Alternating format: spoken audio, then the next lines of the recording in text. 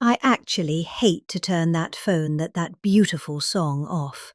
But let's get to business, right? And I want to congratulate you. You are with an incredible company, and I'm thrilled to be here with the men and the women who are really the heart and soul of one of the greatest, most admired, and most successful companies in the history of the world, frankly, the one and only McDonald's. I've gone there a couple of times, and I'm honoured to stand before you as the very first former McDonald's fry cook ever to become President of the United States. And I actually was there for about 30 minutes, and that was 30 minutes longer than Kamala was there, right? Despite her job at McDonald's, that didn't work out too well. And the person at McDonald's that informed us off the record that she never worked there. Whoever you are, we appreciate that. That was very nice.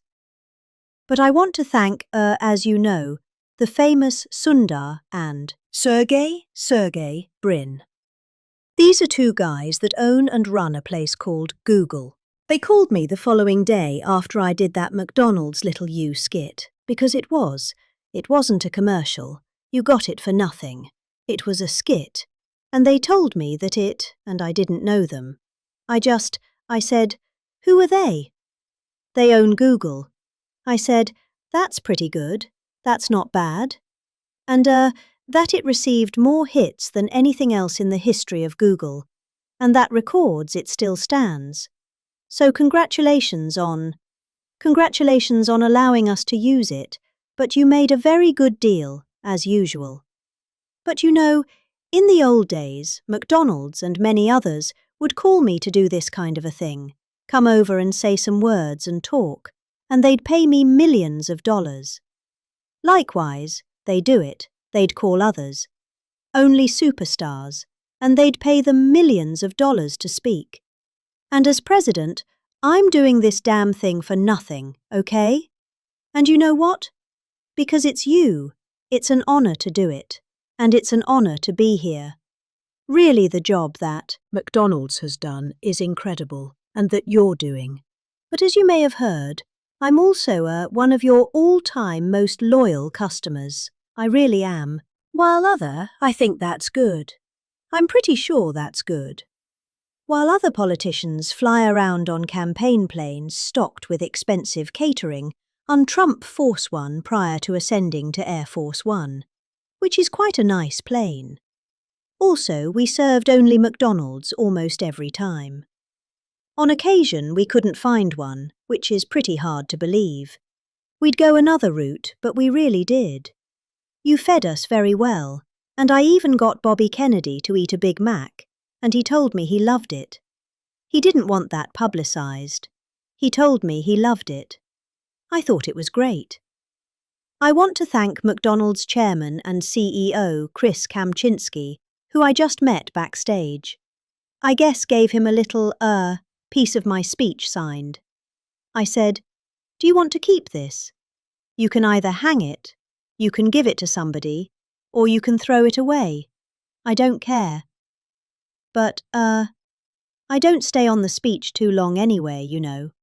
So usually those speeches aren't too accurate what I get. But, McDonald's USA president is here, Joe Erlinger. Joe, wherever you may be, thank you very much. Thank you. Thank you, Joe. Good job. Along with everyone from the International Franchise Association, which does really fantastic work, you do. I've heard from many people you do a fantastic job. So, thanks as well to two former McDonald's operators now serving in Congress, Representative Kevin Hearn and Chuck Edwards. Are you here, fellas? Come on, fellas. And they're warriors, those two. They're warriors. Thank you very much. Great job. And of course, let me thank the people who truly keep the McDonald's magic alive, the incredible franchises. And you got a lot of them here tonight. Yeah. And you're the heart and soul. And they would tell you that all the time. They tell me that you carry on the commitment to what Ray Kroc said he wanted from every McDonald's restaurant. Perfection. Have you heard that? Perfection. I was very strong. Ray liked to say that if you think small, you'll stay small. And that's why no one thinks bigger than McDonald's. Not in your industry. And probably never will. I don't know if anybody can ever catch you. I doubt it. Every single day, you feed an incredible 1% of the entire world population. 70 million meals every day. An amazing 1 in 8 Americans works behind the counter of a McDonald's franchise at some point in their lives. Yeah, we heard about that. I heard about that. Wasn't true in that particular case, but for tens of millions of our citizens, the road to the American dream starts beneath the golden arches. Beautiful golden arches. So to each and every one of you, thank you, and congratulations on 70 years of American greatness. Congratulations. And you know, I just might add, this is also the golden age of America, because we are doing better than we've ever done as a country. Prices are coming down and all of that stuff. And you know, they talk about different terms for that, but I will tell you that nobody has done what we've done in terms of pricing. We took over a mess. We had the highest, think of it, the highest inflation in the history of our country. They say 48 years. It was the history of our country. And now we have normal inflation.